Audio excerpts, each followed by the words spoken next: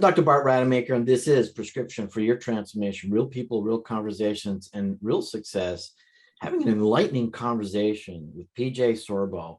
And today it's about his background and his legacy. So where he came from, where he's going to, and how he's going to fill that gap. Because what's beautiful about talking to PJ is his awareness of really what's wrong in our world. And let's rephrase that. It's where's the opportunity in this world? Because we can always focus on what's wrong. But the truth is that if we want to expand, we have to face challenges. We have to have tension in our lives. So PJ is a problem solver, just like I am. I see problems as opportunities. Let's see how we can solve them. And for that reason, this is why I have this platform as well. But I love the fact that at such a young age, he's a dynamic entrepreneur, creating solutions, but really with a very well-defined purpose. And I love what he's doing. And I'm going to let him share with you how you as an entrepreneur or you with great ideas can become really successful by learning from him and attaching with his platform. But let's start off. PJ, thank you for joining me today and want to hear where you came from and actually where you're going. Yeah, I guess we start at the beginning. Pretty simple, actually. I grew up, I'm not one of those entrepreneur stories where it's like, I grew up with nothing. That was not the case. I grew up in Highlands Ranch, Castle Rock, Colorado. The bubble is what they call it. My parents were successful, to say the very least. My dad was in computer sales for almost my entire life, all the way from IBM to Dell to Lenovo.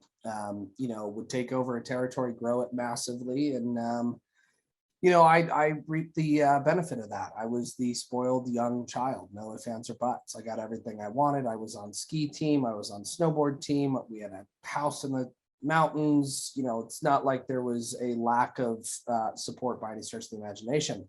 But it doesn't come without, right? Everyone has their own trials and tribulations. I sucked at school from literally a extremely very early on age, to the point where before there was this program called the Gifted and Talented program. But before that came out, my parents were like, does he have a learning disability? Like, I mean, is it not something, is he not able to learn like other kids? Because I didn't do homework. I just didn't do it. I didn't want to do it. I wasn't concerned with it. I thought it was stupid. It just didn't make sense to me. And so I wouldn't do any of the work. I would do the work in class or like in art class or in PE or the things that I cared about. But if I didn't care about it, it wasn't going to happen. And I'm still that way. Like, it just doesn't happen, right? I'm an all or nothing type brain. We could talk about ADHD and all of these wonderful other superpowers that are in this world.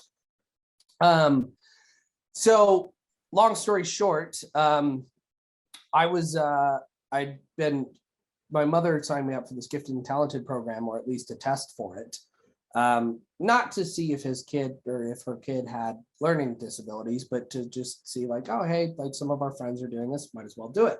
So I took the test. Get the test back, I pass, I set the score record for Colorado. And it, instead of being like, oh, this is awesome, it was like, okay, why don't you apply yourself in school? It's like, clearly it's not a IQ issue or a creative thinking, but what the test actually tested for was the ability to problem solve. It was a problem solving test. And so I got put into this Gifted and Talented program, and the teacher, who was amazing, was like, hey, we have to problem solve for your child. I was the only fifth grader and sixth grader and seventh grader that had a star chart. And yeah, I mean, the things that you do in preschool and kindergarten, that's what I did through my entire schooling career. Because it was the only way. I had to have a reward system or else I wasn't going to get the stuff done. Like, it just didn't make sense. Like, why should I do homework if there's no reward? I think that's stupid, but that's where it got to. So a lot of issues with the parents growing up as far as that ability. Got into middle school, got into high school. Problems didn't go away. I used to dread parent-teacher conferences because I knew exactly what was going to happen. Mom was going to walk in. Mom was going to cry. It was going to be a huge scene. And every teacher was going to say the same exact thing. And it was every year on repeat. You have such a talented child. I just don't understand why he doesn't apply himself. All the way to the point where my parents were like, God, we don't know what to do with you. Like, you pass every test with flying colors, and then half your grade is homework. And you do none of it. You just don't.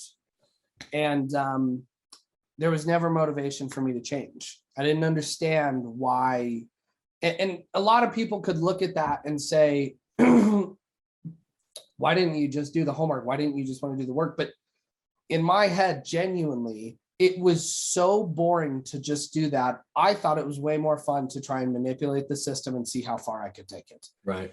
That was way more fun for me. That was a challenge. Right. Right. I was bored. I wasn't challenged. I didn't think that that was applicable. So I was like, just truth be told, I became a pathological liar. Because it was fun. No other reason other than it was fun. And it was challenging. And it was like, I can ride this out all year and I will be able to get this done. I can do this. I can beat the system. And I didn't beat the system anytime. It was rough. And so it got to the point where I had I got into AP physics, or I took AP physics, and I had this really amazing teacher who I credit to a lot of my ability to think outside the box nowadays. Her name was Miss Tesdall, and I walked in, amazing, huge heart, just amazing softball teacher and or coach and physics teacher, and got in. She did interviews with every one of her students, and we talked about everything. And I would sleep during class, out cold, done, right? And she would let me. And she didn't really care how any one of us learned. She didn't make me do the homework. She didn't make me do any of that kind of stuff. But what she did do is she let me learn the way that I needed to learn. And I remember distinctively, we did a test, and I used to set the curve on almost every test. And she sat there, and one of the students, as I was sleeping after the test, raised her hand and went up to Miss Tesdall and said, why do you let PJ sleep in class? I think it's disrespectful to the rest of us. Which I think she had a point, by the way. I don't think that's a bad thing. And Miss Tesdall kindly responded after the class was over. She goes, look, here's the reality of it. And she made a great learning lesson. She goes, everyone learns differently. And she goes, the minute that any one of you set the curve on the test instead of him, you can sleep in class too. Until that point, you don't learn that way. And you haven't proven to me that you learn that way. I don't have an issue with it because he learns and he retains the information. And so all of a sudden I had this teacher validating me that not that that was the right thing to do. It wasn't the fact that I was sleeping in class. It was the fact that she accepted that different people learn differently. And it changed my schooling career. I would go talk to teachers. I would, not that I'm saying I would sleep all the time, but it was like, look, I'm not good at homework. This isn't how I do well. Like, is there anything that we can do? And I'd have the conversation up front. Long story short, I got involved in WAVI and learned about this thing called ADHD and hyperfixation and everything that goes along with that. And my whole life made a lot more sense at that point. Right. And so through that, the traditional education system really failed me. It just wasn't, and I don't want to say it failed me actually, because it led me to where I'm at today. I thrived in college. I didn't finish college, but I thrived in an environment where it was self-driven and it allowed me to be creative and not be bored. And so you get to this point where you start to understand yourself. And that's what I think our education system fails on. Let me jump in there for a moment and give two important references. I have two, very notable people, brilliant people. One is Thomas Edison, and another is Einstein. And are you familiar with the story of Edison and his mom in school? I am, actually. Well, I'm going to repeat it for those who don't know it. Let me know if you have any variation. But the story is this, is that I guess he was like in fifth grade or something. Yeah, And early childhood or early. early childhood. He was actually sent home with a letter, and his mother opened the letter, and the letter basically stated what his mother, no, the What his mother told him. The wait, hang letter. a second, yeah. What his mother told him was that that he was so brilliant, that he was way ahead of the class, and that the teacher and the students had a hard time keeping up with him, and so that the school and teacher would do him a disservice if he stayed in school, and so she needed to homeschool him. And so at this young age, this is what he understood as to why he was really kicked out of school. So after his mom's death, he found this letter, and what the letter actually shared was, Mrs. Edison, we are, sad to say that we have to let your son go because he really can't keep up with the class, and he's holding the class back, and he just doesn't have the intelligence to keep up, with the rest of the class. So you're going to have to homeschool him.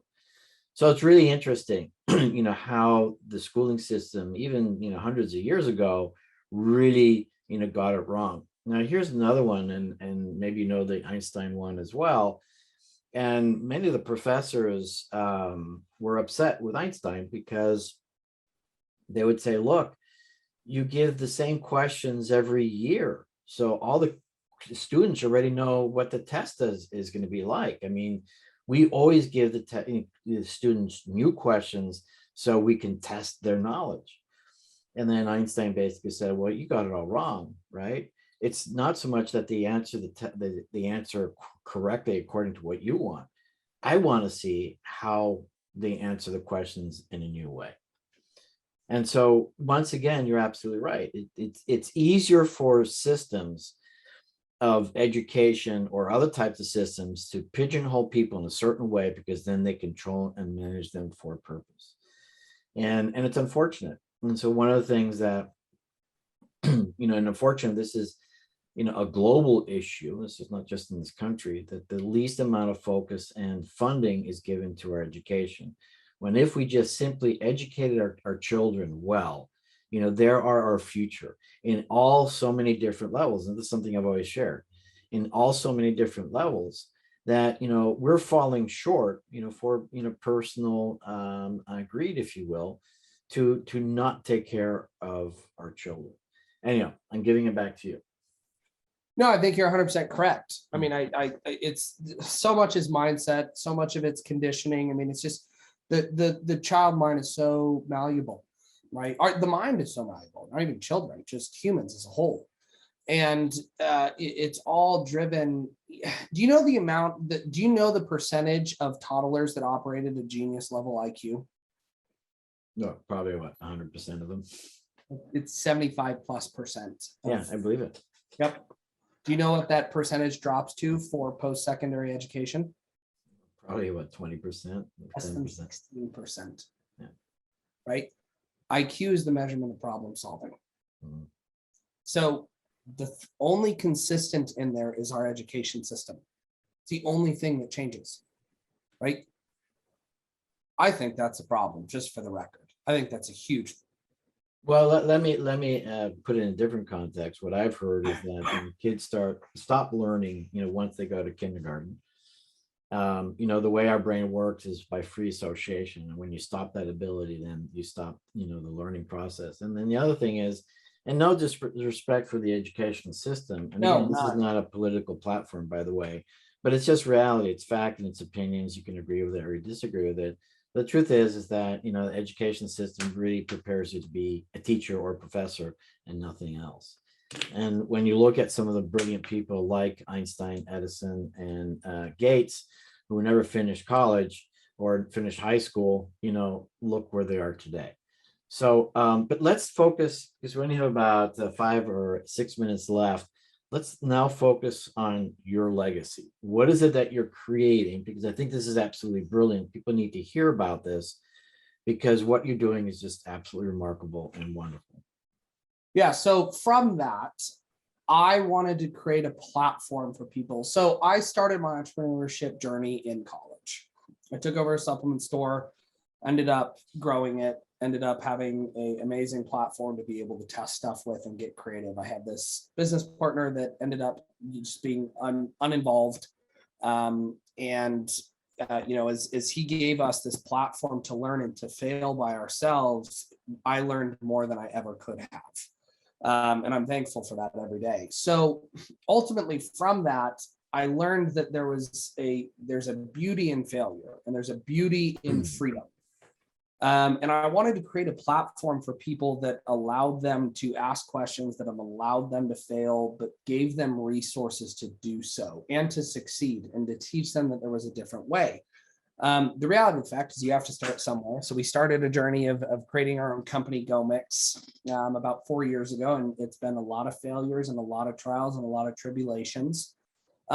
But through it, I've learned a ton. And then from GoMix, it created this day one platform.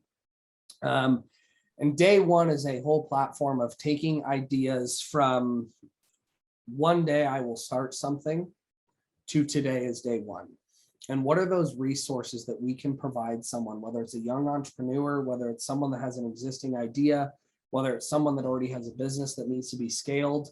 What are the resources? What are the things that I've had to learn and I've had to struggle with through my entrepreneurial journey, where we can provide a platform for people to launch things? Because that's where the best thinking happens, is in a group. And if we give those resources to people to take these ideas to market and to actually get into the world, what kind of world can we create?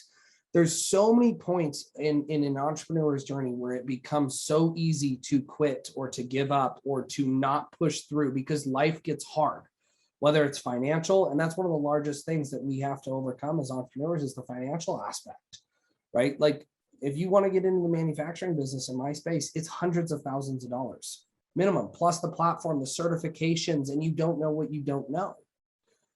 So how do we provide people resources to do this? And that's what day one does. And then on the other side of what I do, it's my personal life mission to create a healthier world.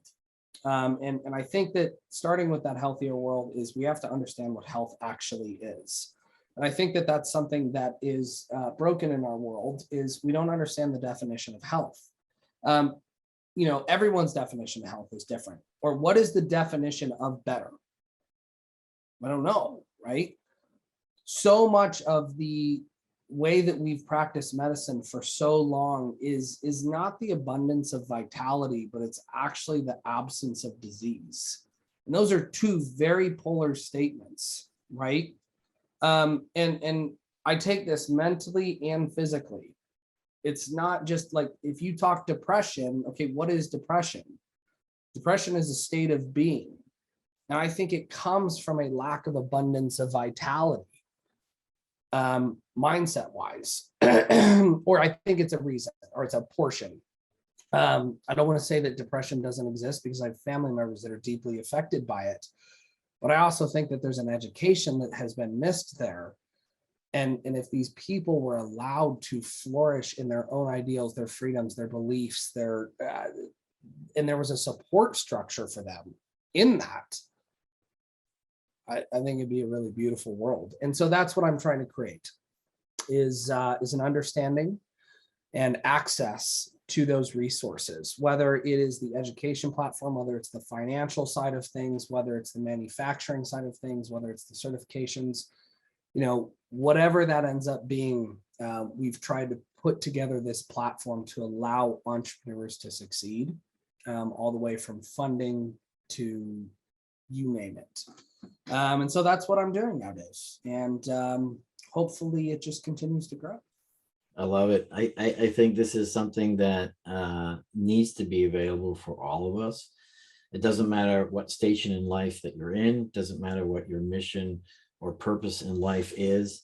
You're absolutely right. It's collaborating together, it's masterminding together, it's working together, it's finding the differences and the diversity and the opposition and the conflicts all together, because at all the same time, we're all the same anyhow. We're humans with our own frailties, our own weaknesses, but our own powers too. And we can do so much more. And there is so much abundance around all of us. But I love what you said about, the creating a healthy world, and it's interesting being a physician myself, trained in the medical field for 17 years before I put, my shingle out there and started practicing and recognizing that, we can do so much better. I mean, what doctors are doing out there is really awesome, and it must continue. And so there's no but here. And we also need to look outside of traditional medicine. And these are some of the things that I'm actually doing and teaching doctors in my master course called Fuel, where I introduce to them, the opportunities outside of what traditional medicine is teaching that really will tap into optimizing health. And that's our next section that you and I are going to be talking about is, how do we create a healthier world? What are some of the tools and resources that you're specifically working on? Because they're absolutely brilliant. One is Wavi. And I think it's critical, as a consumer, and also as you with your entrepreneurs, we are taking responsibility for our lives. We can't just delegate it to the rest of the world. We can't just remain as a victim, like this is just going to happen to us. No, we need to do something about it. And that's what I love about what you're doing. You came from a very privileged life, just like I did, and you've decided, it can be a lot better. And so I compliment you, and I'm going to give you the last word on this part two. I appreciate it, but I couldn't agree more with everything that you're saying. I mean, I think that's why we resonate so well together. But, creativity is also allowing us, and when you have the ability to be creative and you have the ability to be free-form thinking, you also find people that are like-minded. And that's where the world becomes really beautiful, is when you start to find people that have like-minded missions and like-minded philosophies. Because to your point, we're all different and we all have different superpowers and different skill sets, right? There's a reason that when you look into the executive structure, the CEO is not the CFO, the CFO is not the COO, the CSO is not the CEO. Right. Because we need a cohesive environment where everyone is thriving together. And I think that that's true of all of life. And I think we need to really respect and start to really cherish the differences that we have. We don't all need to be the same. It'd be a really boring world, in my opinion. So it's the education around that. To go back to the education, let's educate and let's really start to understand that critical thinking is a beautiful thing, and that being different is where our power actually comes from. I totally agree. And even the Chinese 5,000 years ago in the book of I Ching clearly demonstrates the importance of this diversity. And there's a program called Talent Dynamics, which I'll share with you privately in a moment, as to how you can decipher the different qualities and powers of a group of people that can ultimately bring all of your ideas to fruition and changing the world. PJ, thank you so much. And how do people find you again? Again, you can find me on social media, PJ Sorbo. You can find me on email, paul@gilmixtech.com, or on LinkedIn at Paul Sorbo. Great. Well, I'm Dr. Bart Rademacher. This is Prescription for Your Transformation, real people, real conversations, and real success. Tapping into your authentic genius so you can live the life that you desire. And importantly, tapping into that collective wisdom so that we can create a space of generative collaboration. All the things that PJ has already been talking about and I've been talking about for years. So thank you. This is the end of part 2, and we'll go to part 3 next. Some of the cool things that PJ is bringing to our world so we can optimize our health. Thank you, and we'll be back. Thanks for joining us on another episode of Dr. Rademacher's Prescription for Your Transformation. Continue the path towards discovering your own authentic genius by tuning in next time for more real conversations with real people.